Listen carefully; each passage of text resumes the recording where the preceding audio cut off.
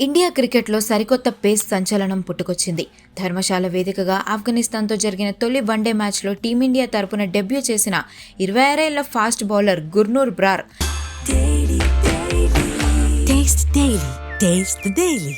International క్రికెట్లో అడుగు పెడుతూనే అందరి అటెన్షన్ తన వైపు తిప్పుకున్నాడు. భారీ వర్షం కారణంగా 25 ఓవర్లకు కుదించిన ఈ మ్యాచ్లో టాస్ గెలిచిన ఇండియా ఫీల్డింగ్ ఎంచుకుంది.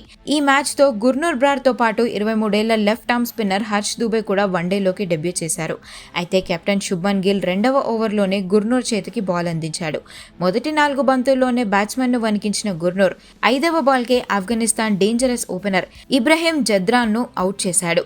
గుర్నూర్ వేసిన పవర్ఫుల్ డెలివరీని జద్రాన్ మిస్ హిట్ చేయడంతో ఇండియాకు ఫస్ట్ బ్రేక్ త్రూ లభించింది.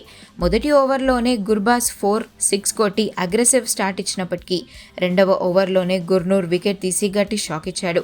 దాంతో ఇండియన్ క్రికెట్ టీంలోకి కొత్త పేసర్ వచ్చాడంటూ ఫ్యాన్స్ అందరూ సంతోషం వ్యక్తం చేస్తున్నారు.